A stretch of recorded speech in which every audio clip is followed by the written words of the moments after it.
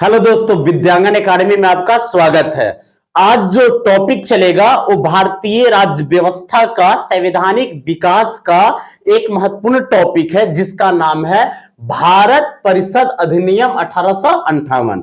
सबसे पहले British parliament के द्वारा या ईस्ट इंडिया कंपनी का जब स्थापना होता है 31 दिसंबर 1600 ईस्वी को, तो उस समय महारानी एलिजाबेथ प्रथम ईस्ट इंडिया कंपनी की स्थापना करती है।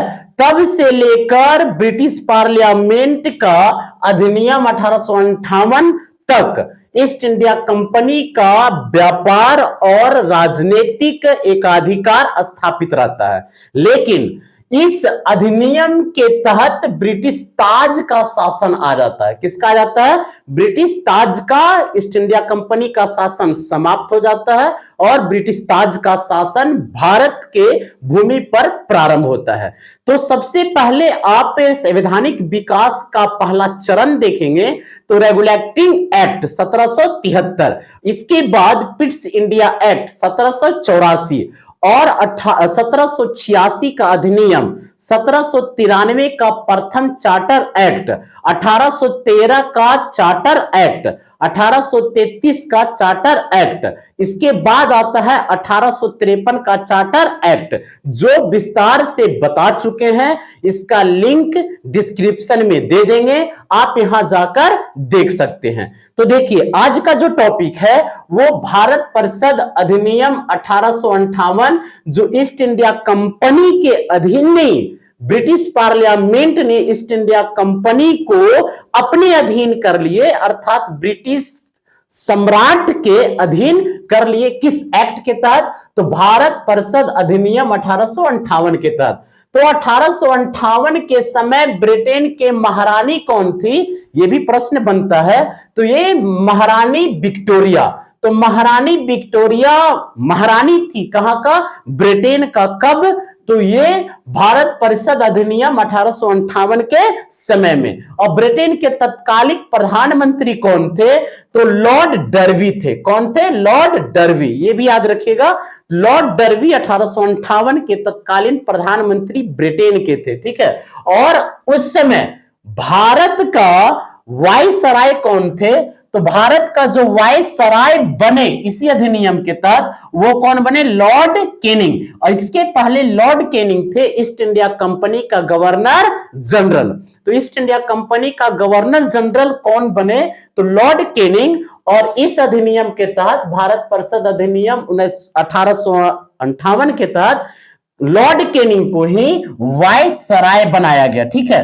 तो यदि प्रश्न पूछ दिया जाए कि 1858 के अधिनियम के समय वायसराय किनको बनाया गया, पहली बार वायसराय किनको बनाया गया, तो लॉर्ड कैनिंग को बनाया गया। क्लियर हो गया?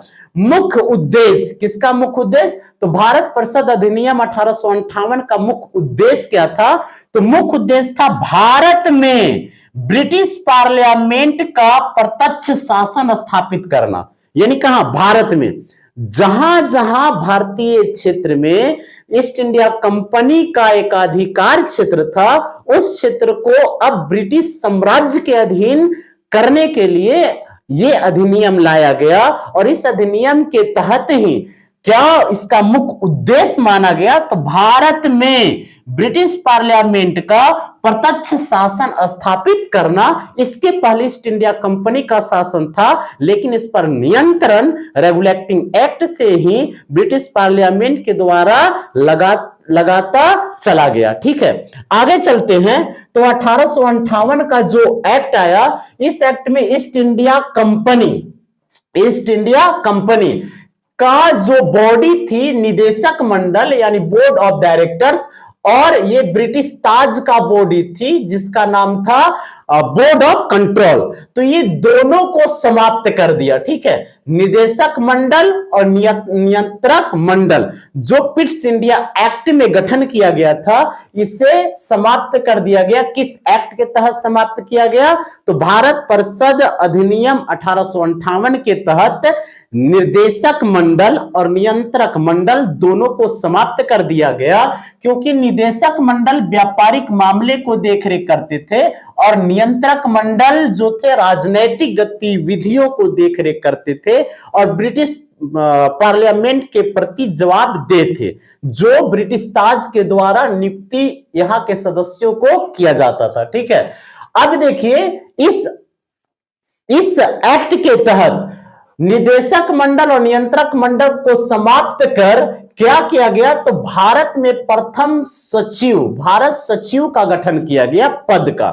तो भारत सचिव पद का सृजन किया गया और प्रथम भारत सचिव जो बने वे स्टेनली बने। कौन बने? स्टेनली।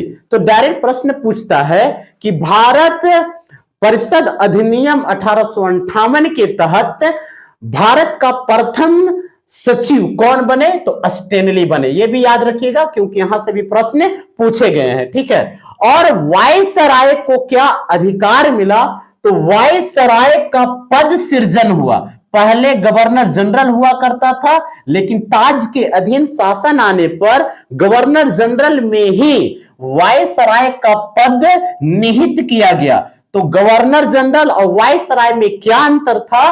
तो भारत के अंदर किसी भी विषय पर यदि संज्ञान लेते हैं तो वो गवर्नर जनरल के रूप में लेंगे, और यदि भारत के अंदर और भारत के बाहर किसी राज्य या किसी देशी रियासत के विषय में संज्ञान लेते हैं, निर्णय लेते हैं या विधि बनाते हैं, तो वो क्या कहलाएंगे? वायसराय कहलाएंगे। तो वायसराय भारत के आंतरिक मामले को और भारत के बाह्य मामले को दोनों को देखते थे, तो वायसराय कहा जाता था, और गवर्नर जनरल भारत के अंतरिम मामले को देखते थे तो वायसराय कहलाते थे। तो दोनों में ये अंतर है। तो गवर्नर जनरल से ज्यादा शक्ति जो पद था वो कौन था? वायसराय, क्योंकि ये बाह्य मामले को भी या बाह्य विषय में भी हस्तक्षेप करते थे। ठीक है, तो याद रखिएगा। तो पहली बार किस एक्ट के तहत वायसराय पद का सृजन किया गया?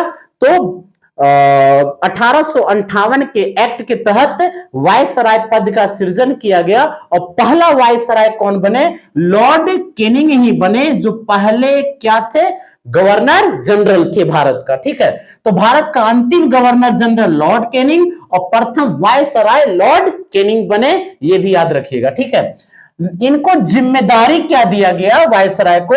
तो प्रतिवर्ष ब्रिटिश पार्लियामेंट में, ध्यान दीजिएगा, प्रतिवर्ष ब्रिटिश पार्लियामेंट में भारत की नैतिक और भारत की आर्थिक विकास का रिपोर्ट प्रस्तुत करना होता था। किसे? तो वायसराय को। तो ये महत्वपूर्ण इनको भूमिका या कहा जाए जिम्मेदारी मिला था। ठीक है, तो इसके विषय में आज यहीं तक। Thank you.